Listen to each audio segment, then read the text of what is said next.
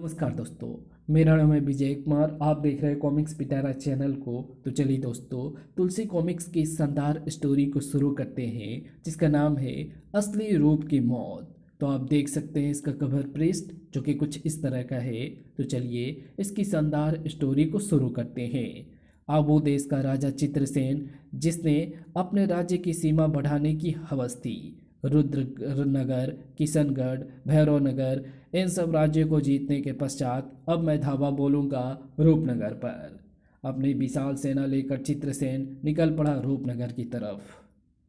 रूपनगर पर बड़ा जबरदस्त आक्रमण किया चित्रसेन ने। आई आ खचाक ई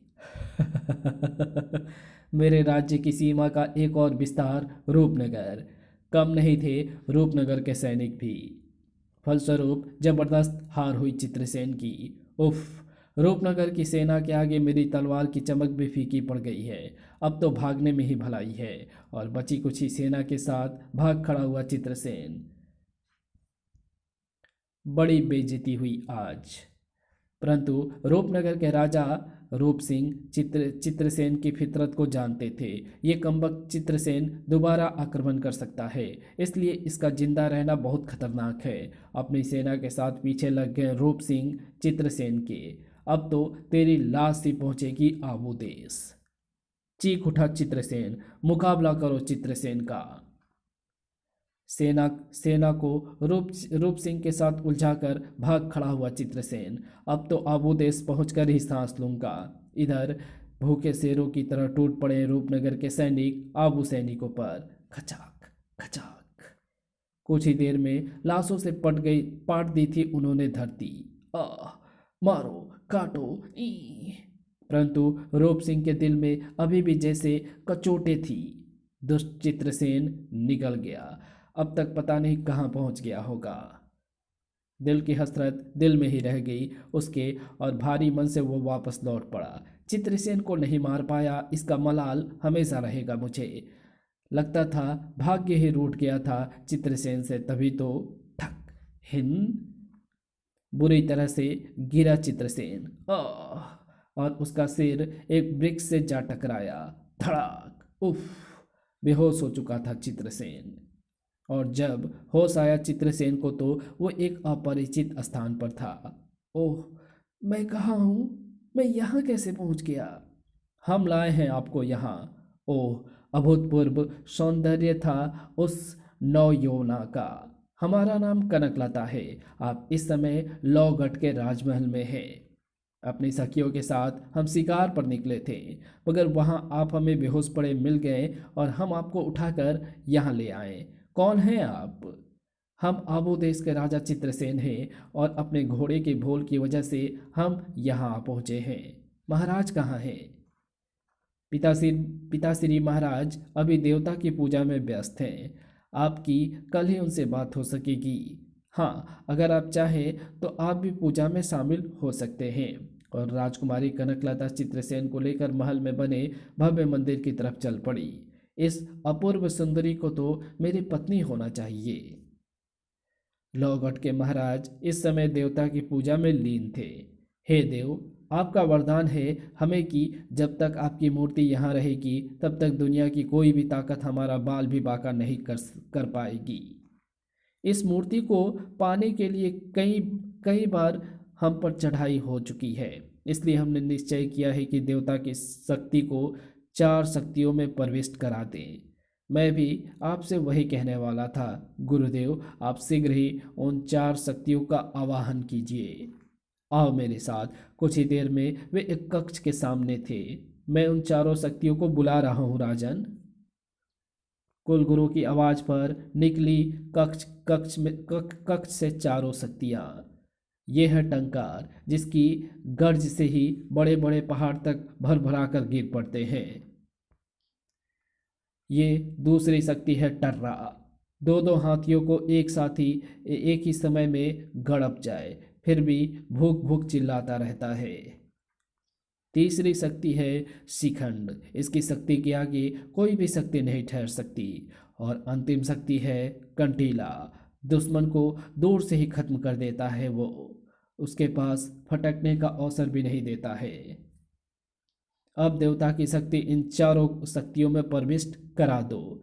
मैं अभी देवता की मूर्ति मूर्ति लाया कुलगुरु। तुरंत ही महाराज सूरज सिंह पहुंचे मंदिर और देवता की मूर्ति उठा ली।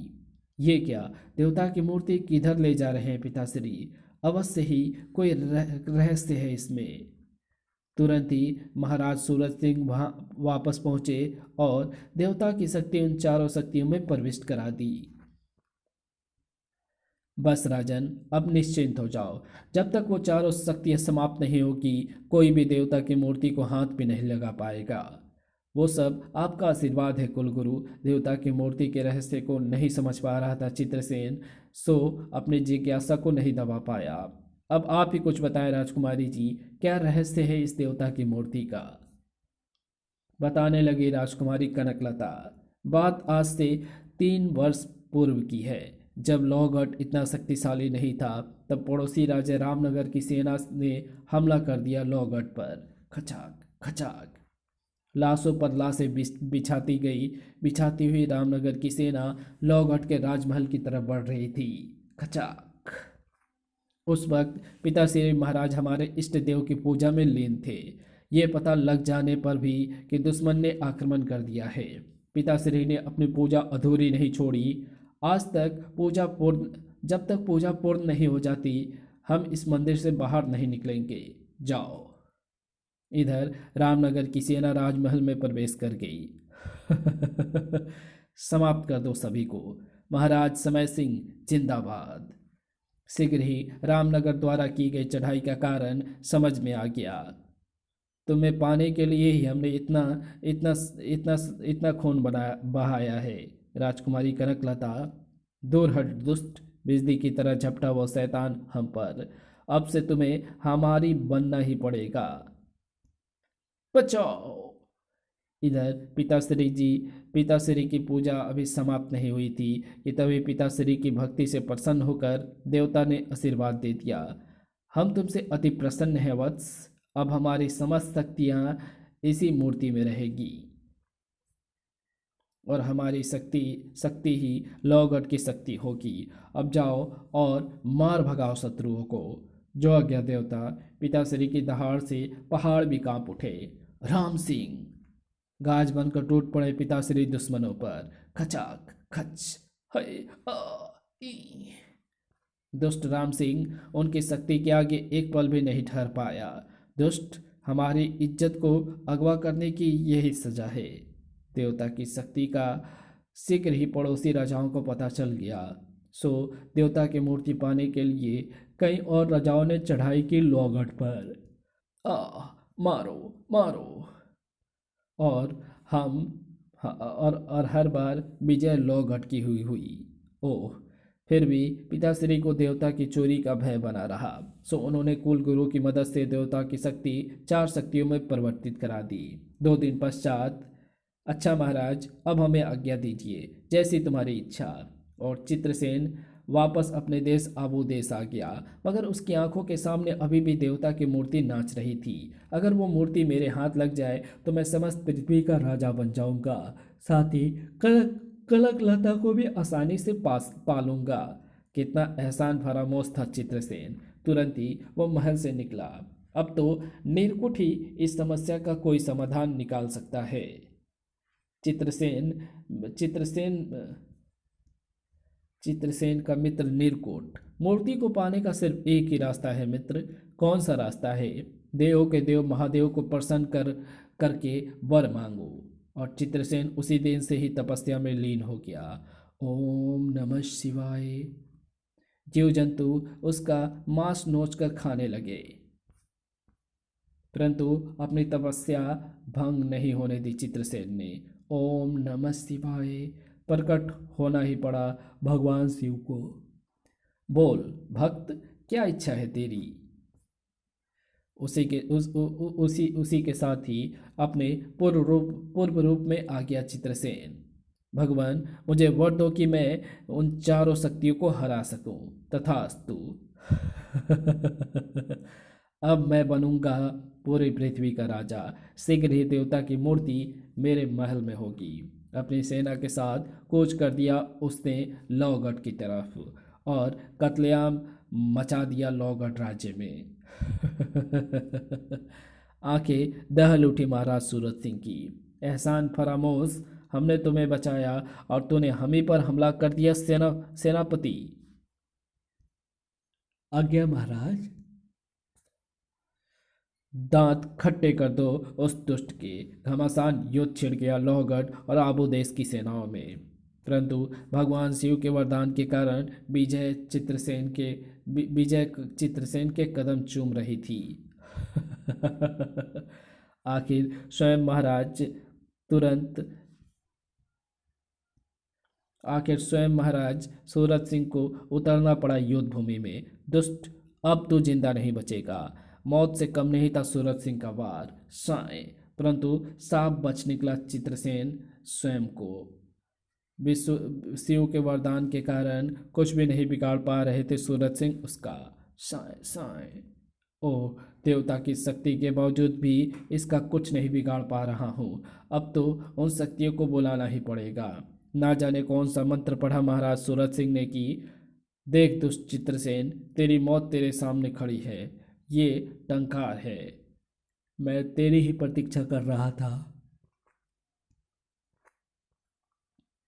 बिजली की गर्जन से भी तेज आवाज थी टंकार की। ई! ओह, यदि ये एक बार और चीखा तो मेरे जिस्म के टुकड़े टुकड़े हो जाएंगे। शिव शक्ति का कमाल। अब चीख, कैसे चीखता है तू? ओह, तो तू ओह, मैं तो अपना मुंह भी नहीं खोल सकता। पीड़ा को सहन करते हुए टंकार बेहोश होकर लुढ़क गया। अपनी पहली शक्ति का अंजाम देखा सूरत सिंह। किस तरह बेबस कर दिया है मैंने उसे। मगर टर्रा तुझे कच्चा ही चबा जाएगा। प्रकट हुआ टर्रा। खत्म कर दे इसे टर्रा। अगले ही पल जीभ बाहर निकली टर्रा की। ओह, ये तो मुझे समूचा ही निगल जाएगा। समूचा, पूरा ही, सचमुच पूरा ही निकल गया टर्रा उसे। गड़ाप। परंतु तभी चीख उठा टर्रा। आई फचाक। शिव के वरदान के कारण तो मेरा कुछ नहीं बिगाड़ सकता टर्रा। टर्रा के समाप्त होते उसकी शक्ति भी वापस देवता की मूर्ति में जा समाई। अब बोला सूरत सिंह, तेरी तीसरी शक्ति का कमाल भी देखूं। प्रकट हुई तीसरी शक्ति शिखंड। शिखंड की पूंछ का बार भी नहीं सह पाएगा तू। ओह, सड़क। झुलसा कर रख दिया उसने चित्रसेन को। उफ, दुश्मन को पास फटकने का भी अवसर नहीं देता शिखंड। शिखंड वार पर वार किए जा रहा था। सड़क। आह, इसका शीघ्र ही कोई प्रबंध करना होगा। चित्रसेन शिखंड को पूंछ से पकड़ा और फेंक मारा। अब देख तेरा कचुमर कैसे निकालता हूं। नीचे गिरते शिखंड का सिर तरबूजे की तरफ फट गया। फचाक, और उसकी शक्ति भी मूर्ति में जा समाई। चिंता की लकीरें तैरने लगी महाराज सूरत सिंह के चेहरे पर। ओह, अगर चौथी शक्ति भी असफल रही तो? आगे की सोचकर ही कांप उठे महाराज। तभी असंख्य कांटों की बाढ़ एक दिशा से आकर चित्रसेन की तरफ झपटी। उफ, ये कैसी शक्ति है? संभल भी ना पाए थे चित्रसेन की। कंटीला के जहरीले कांटे तेरे जिस्म को मोम की तरह पिघला देंगे। परंतु अगले ही पल हैरान रह गया कंटीला। उफ, ये क्या? मेरे जहरीले कांटों का इस पर जरा भी असर नहीं हुआ। तेरे जहरीले कांटे मेरा कुछ भी नहीं बिगाड़ पाएंगे कंटीले। एक और कांटों भरा आक्रमण किया कंटीला ने, परंतु इस बार सजग भी था चित्रसेन। ठक ठक ठक, भरपूर आक्रमण किया चित्रसेन ने कंटीला पर। तूने ले, अब संभाल मेरी और इस आग को। और कंटीला भी खत्म हो गया। रंग उड़ गए महाराज सूरत सिंह के। ओह, चारों शक्तियों को नष्ट कर डाला उसने। अब तो स्वयं भी लोहा लेना होगा। जबरदस्त युद्ध छिड़ गया दोनों में। टनाक। एक तरफ शैतान था साए, तो दूसरी तरफ इंसानियत का पुजारी। उफ, साए। महाराज सूरज सिंह की बदकिस्मती की चित्रसेन के कई सैनिक वहां आ पहुंचे। ओ, इन सबसे अकेले कैसे निपट पाऊंगा मैं? मार डालो, खत्म कर दो। मौका मिलते ही चित्रसेन ने दौड़ लगा दी। जब तक देवता की मूर्ति मंदिर में रहेगी तब तक सूरज सिंह पराजित नहीं हो सकता है। और जा पहुंचा वहां जहां की देवता की मूर्ति खड़ी थी। तेरे कारण ही मुझे इतना नरसंहार करना पड़ा। आगे बढ़कर उठा लिया उसने देवता की मूर्ति को। अब तू अब तू बताएगा मुझे। अब तू मुझे बनाएगा पूरे पूरे पृथ्वी का सम्राट। मूर्ति उठाते ही एक अद्भुत परिवर्तन हुआ चित्रसेन के शरीर में। तभी चित्रसेन इसी रूप में रहकर ही तो पृथ्वी पर विजय पा सकता है। बोल, मंजूर है? मुझे मंजूर है। बस इस रूप में रहकर मैं पृथ्वी का सम्राट बनूं। ये घाटे का सौदा नहीं। ठीक है, जब तक तू इस रूप में रहेगा तुझे कोई नहीं मार पाएगा। शैतान शैतान का रूप लिए चित्रसेन मंदिर से बाहर आ गया। अब बनूंगा मैं पूरी पृथ्वी का सम्राट। और आते ही एक फूल की तरह उसने उठा लिया महाराज को। बोल, मेरी अधीनता स्वीकार करता है या नहीं?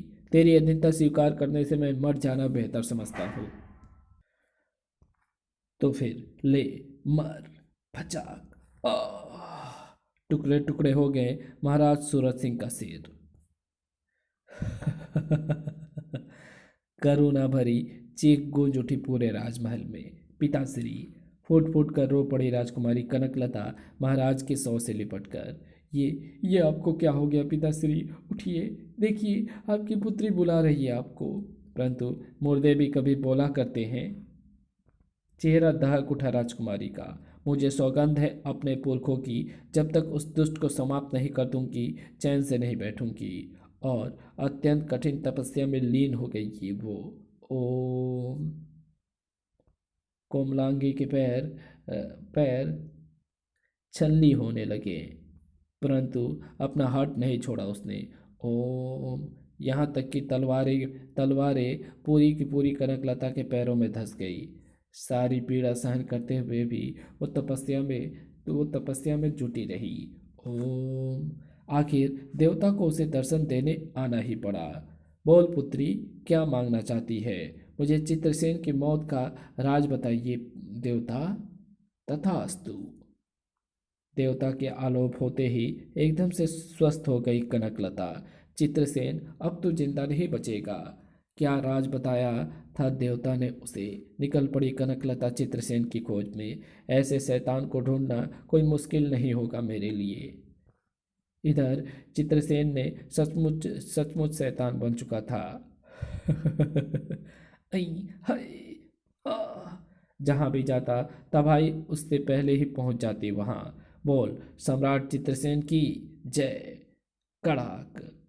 उसकी तबाही से डरकर अनेक राजाओं ने स्वयं को उसके अधीन कर लिया।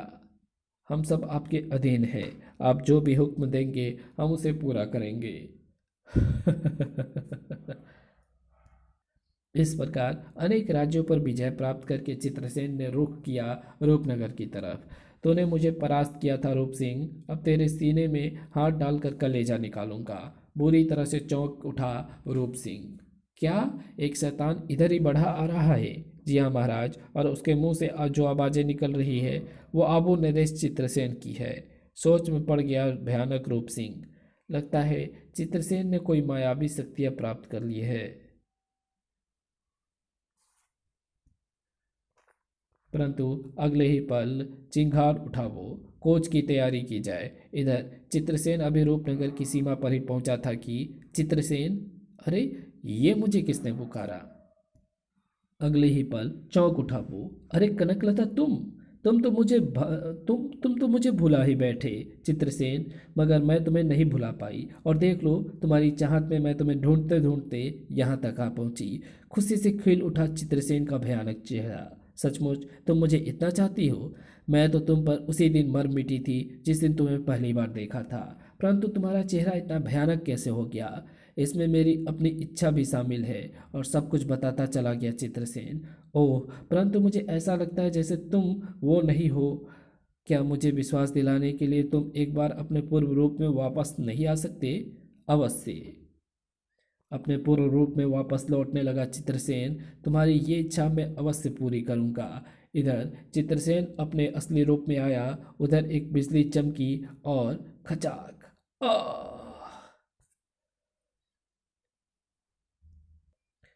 सर धड़ से अलग होगी उसकी। देवता ने तुम्हारी मौत का यही राज बताया था कि जब भी तुम अपने असली रूप में लौटोगे तुम्हें आसानी से खत्म किया जा सकता है। आज मेरा प्रतिशोध पूरा हुआ। साथ ही देवता की मूर्ति भी मैंने प्राप्त कर ली। और जब रूप सिंह अपनी सेना के साथ वहां पहुंचा तो उसे चित्रसेन की लाश ही देखने को मिली। अंत बुरे का बुरा। तो इसी के साथ ये कहानी यही समाप्त होती है। तो आपको ये वीडियो कैसी लगी? अगर आपको ये वीडियो अच्छी लगी हो तो इस वीडियो को लाइक शेयर कमेंट ज़रूर कर देना। चैनल पे नए हो तो चैनल को सब्सक्राइब कर ऑल नोटिफिकेशन को सिलेक्ट ज़रूर कर देना। Thanks for watching my videos.